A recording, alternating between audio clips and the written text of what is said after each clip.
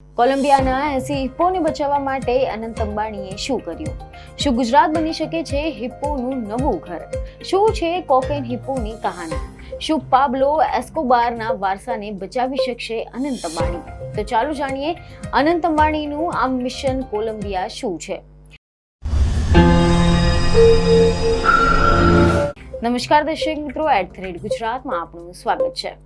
દર્શક મિત્રો, જ્યારે પણ આપણે દુનિયાના સૌથી અજીબ અને અદ્ભુત પ્રાણીઓ સંબંધિત કિસ્સાઓની વાત કરીએ છીએ, ત્યારે એક એવી કહાની સામે આવે છે કે જે ફિલ્મથી પણ વધારે નાટકીય અને એક એવી કહાની લાગે છે કે જેમાં ગુનાખોરી, વૈભવ, પ્રકૃતિ અને માનવતા બધું જ એક સાથે જોડાઈ જાય છે. આ કહાની છે કોલંબિયાના કોકેન હિપ્પોની. આ કહાનીમાં એક નવો વળાંક ત્યારે આવ્યો કે જ્યારે ભારતના ઉદ્યોગપતિ પરિવારનો એક યુવાન અનંત અંબાણી આ પ્રાણીઓને બચાવવા માટે આગળ આવ્યો છે. આ પ્રાણી માત્ર પ્રાણીઓની વાત નથી, આ વાત છે માનવજાત અને પ્રકૃતિ વચ્ચેના સંબંધની. અને એક એવો સંબંધ કે જે ક્યારેક બગડે છે તો ક્યારેક સુધરે છે અને ક્યારેક નવી આશા પેદા કરે છે. જેથી આજે આપણે પણ આના જ વિષય પર વિગતવાર વાત કરવા જઈ રહ્યા છે કે જે કોઈ હોલિવૂડની ક્રાઇમ થ્રિલર ફિલ્મ જેવી લાગે છે, પરંતુ આ હકીકત છે. આ વાર્તામાં દુનિયાનો સૌથી ખતરનાક ડ્રગ લોર્ડ છે, લોહીની નદીઓ વહેવડાવનાર કાર્ટેલ છે, દક્ષિણ અમેરિકાના જંગલો છે અને છેલ્લે આ બધું જ આવીને અટકે છે આપણા ભારતના ગુજરાતમાં, જામનગરના વંતારા પ્રોજેક્ટ પર. આ વાત છે પાબ્લો એસ્કોબારના એક કોકેન હિપ્પોની, કે જે અત્યારે કોલંબિયા સરકાર માટે માથાનો દુખાવો બની ગયા છે અને જેમણે બચાવવા માટે ભારતના અબજોપતિ ઉદ્યોગપતિ મુકેશ અંબાણીના પુત્ર અનંત અંબાણી મદદ માટે આગળ આવ્યા છે. તો ચાલો શરૂઆત કરીએ આ અદ્ભુત યાત્રાની, જે શરૂ થાય છે દક્ષિણ અમેરિકાના એક દેશ કોલંબિયામાંથી. મીડિયા રિપોર્ટ અનુસાર એવી માહિતી સામે આવી રહી છે કે જ્યાં એક સમય હતો કે જ્યારે દુનિયાનો સૌથી ખતરનાક ડ્રગ લોર્ડ પાબ્લો એસ્કોબાર પોતાનું સામ્રાજ્ય ચલાવતો હતો. એસ્કોબાર માત્ર એક ગુનેગાર ન હતો, તે એક એવી વ્યક્તિ હતી કે જેના જીવનમાં વૈભવ અને વિલાસિતાનો કોઈ પણ અંત ન હતો.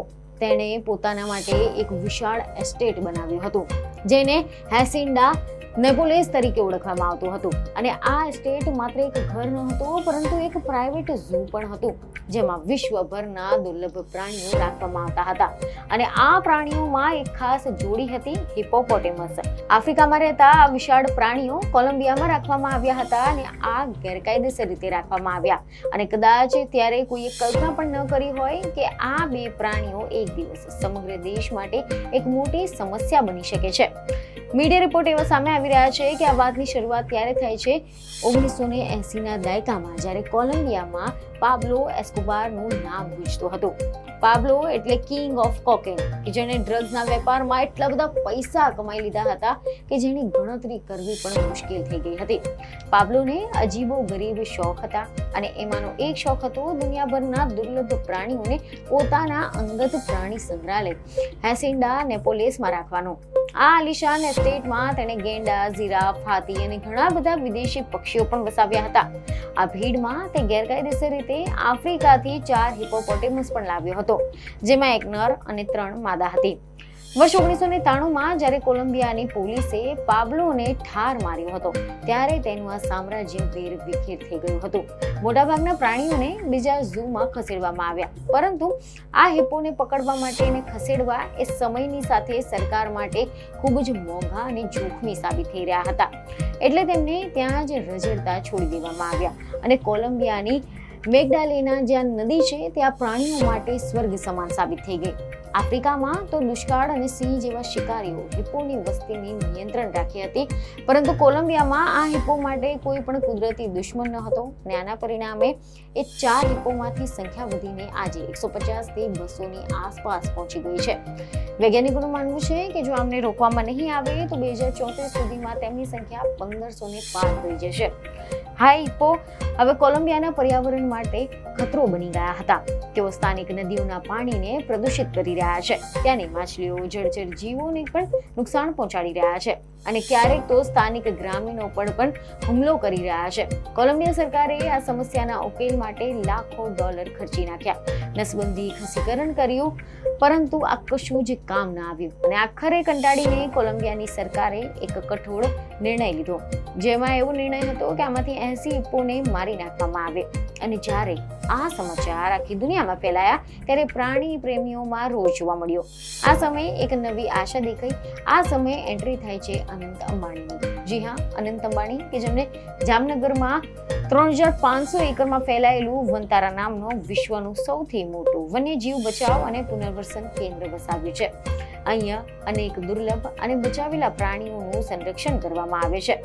મીડિયા અહેવાલ અનુસાર વંતારાના CEO દ્વારા કોલંબિયાના પર્યાવરણ મંત્રીને સત્તાવાર પત્ર લખીને પ્રસ્તાવ મૂકવામાં આવ્યો કે આ 80 હિપ્પોને મારવાના બદલે તમને ભારતમાં મોકલી આપવામાં આવે. અનંત અંબાણીનો ઉદ્દેશ સ્પષ્ટ છે કે દરેક જીવ મૂલ્યવાન છે. વંતારાની ટીમે એ પણ ખાતરી આપી છે કે તેઓ આ હિપ્પોના પરિવહનનો તમામ ખર્ચ ઉઠાવશે અને જામનગરમાં તેમને એવું વાતાવરણ પૂરું પાડશે કે જે તેમના કુદરતી આવાસ જેવું જ હોય. આ પ્રસ્તાવ પાછળનો વિચાર માત્ર હિપ્પોને બચાવવાનો નથી, પરંતુ એક નવી શરૂઆત કરવાનો છે. એક એવી શરૂઆત કે જ્યાં માનવતા અને પ્રકૃતિ વચ્ચેનું સંતુલન જાળવી શકાય. પરંતુ આ મિશન એટલું સરળ નથી, કારણ કે હિપ્પોને એક ખંડમાંથી બીજા ખંડમાં લઈ જવું ખૂબ જ જટિલ પ્રક્રિયા છે, જેમાં કાનૂની, પર્યાવરણ અને લોજિસ્ટિક જેવા ઘણા બધા પડકારો હોય છે. પ્રથમ તો કોલંબિયાની સરકારની મંજૂરી જરૂરી છે, પછી આંતરરાષ્ટ્રીય વન્યજીવ નિયમોનું પાલન કરવું પડે અને પછી આ પ્રાણીઓને સલામત રીતે ટ્રાન્સપોર્ટ કરવાની વ્યવસ્થા કરવી પડે. આના ઉપરાંત એક મોટો પ્રશ્ન છે કે શું ગુજરાતનું વાતાવરણ આ હિપ્પો માટે યોગ્ય રહેશે? એક તરફ તો હિપ્પોનું વજન આશરે 1.5 થી 3 ટન જેટલું હોય છે અને 80 હિપ્પોને વિમાન દ્વારા કોલંબિયાથી ભારત લાવવા એક અત્યંત જટિલ પ્રક્રિયા છે. આના માટે ખાસ કાર્ગો પ્લેન અને સ્પેશિયલ કન્ટેનરની જરૂર પડશે. આની સાથે જ જામનગરનું વાતાવરણ શુષ્ક હોવાના કારણે ટીકાકારો ઘણા બધા સવાલો પણ ઉઠાવી રહ્યા છે કે શું આ આફ્રિકન પ્રાણીઓ ત્યાં ટકી શકશે. કેટલાક વાઇલ્ડ લાઈફ એક્ટિવિસ્ટ કહે છે કે જામનગરનું વાતાવરણ ગરમ અને શુષ્ક છે, જે હિપ્પો માટે આદર્શ નથી, જ્યારે વંતારાના પ્રતિનિધિઓ કહે છે કે તેઓ આ પ્રાણીઓ માટે અનુકૂળ પરિસ્થિતિ તૈયાર કરી શકે છે. આ મુદ્દે ચર્ચા ચાલુ છે, પરંતુ એક વાત સ્પષ્ટ છે કે આ એક અનોખો પ્રયાસ છે જે દુનિયાનું ધ્યાન ખેંચી રહ્યો છે. વંતારા પાસે અત્યાધુનિક હોસ્પિટલો, વિશાળ જળાશયો અને તજજ્ઞ ડોક્ટરોની ટીમ છે કે જેઓ આના અગાઉ પણ ઘણા બધા હાથીઓ, વાઘને બચાવી ચૂક્યા છે. અનંત અંબાણીએ વંતારાને માત્ર એક ઝૂ તરીકે નહીં, પરંતુ એક સેન્ચ્યુરી તરીકે વિકસાવ્યું છે કે જ્યાં પ્રાણીઓના પ્રદર્શન માટે નહીં, પરંતુ તેમના જીવનની સુરક્ષા માટે રાખવામાં આવે છે. પાબ્લો જેવી નકારાત્મક વ્યક્તિ સાથે જોડાયેલા આ જીવો આજે એક નવી જિંદગીની આશા જામનગરમાં દેખાઈ રહી છે. કોલંબિયા સરકાર માટે આ એક વિન વિન જેવી સ્થિતિ છે, કારણ કે તેમને આ સમસ્યામાંથી મુક્તિ પણ મળી જશે અને પ્રાણીઓને મારવું પણ નહીં પડે. જો આ ડીલ ફાઇનલ થાય છે તો પછી તે વિશ્વનું સૌથી મોટું વાઇલ્ડ લાઈફ રેસ્ક્યુ ઓપરેશન બની શકે છે. રિલાયન્સ અને અનંત અંબાણીનું આ પગલું બતાવે છે કે જ્યારે અખૂટ સંપત્તિ અને કરુણા ભેગા થાય છે ત્યારે અશક્ય લાગતા કાર્યો પણ શક્ય બની શકે છે.